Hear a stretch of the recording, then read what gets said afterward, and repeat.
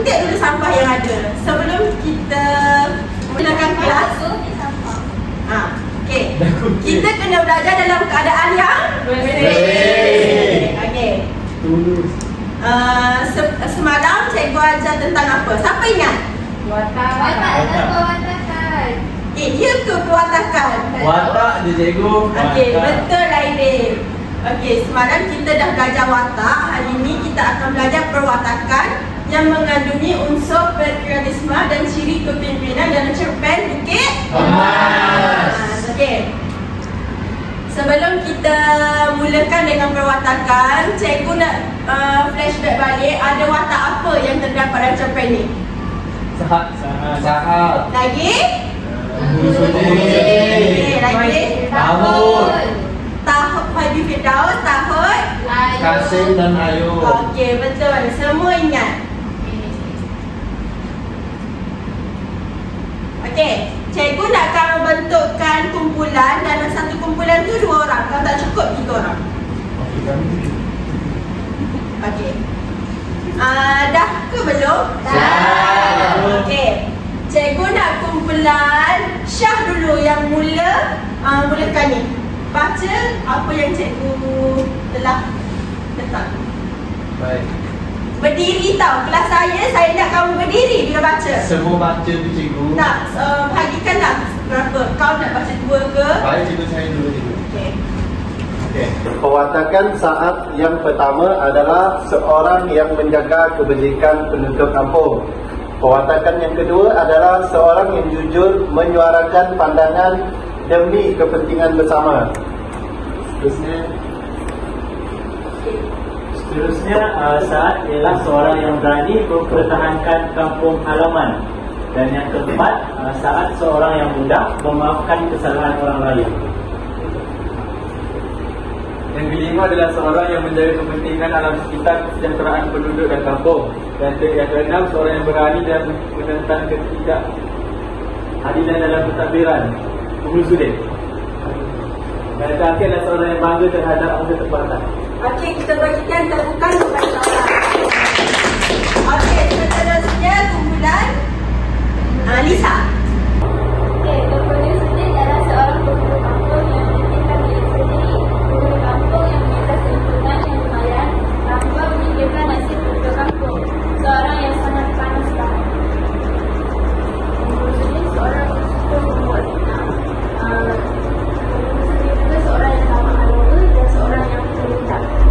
Terima kasih. Berikan tepukan.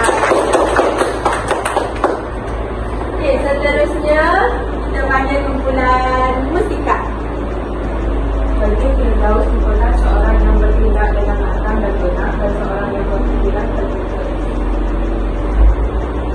Perwatakan bagi Firdaus yang ketiga ialah seorang yang berjiwa rakyat kerana beliau telah membatalkan projek kuari di Bukit Emas telah mendengar pencerahan daripada Sahat. Watak bagi Firdaus yang keempat pula, seorang yang tidak mementingkan diri sendiri. Okey, perwatakan yang terakhir adalah kepada Tahun, Ayub dan Kasim. Okey, mari kita sama-sama baca. Seorang kanan penghulu sudi, Okey, lagi. insaf dan sedar kesalahan diri demi perpaduan dan keharmonian masyarakat. Seterusnya Sentiasa tahan penghulu sudi, yang terakhir. sentiasa memastikan bahawa tiada kehadiran Sahat di majlis dan dibuat.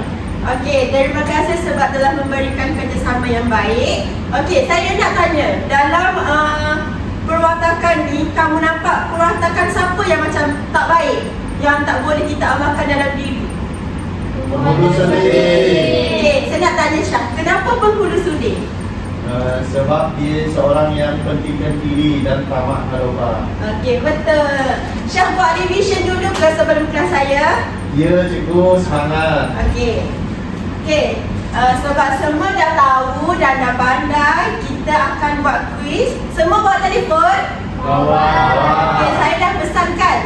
Okey. Sekejap saya bagi QR.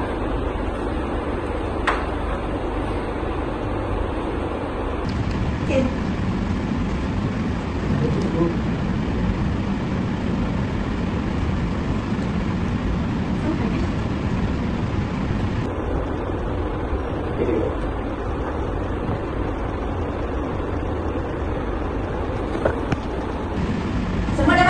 Dah.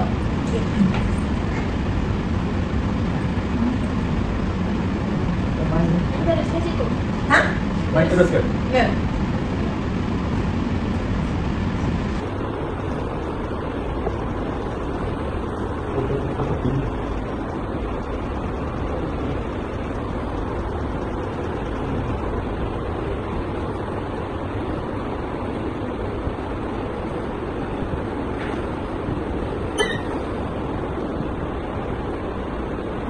Dah semua dah? Belum cikgu.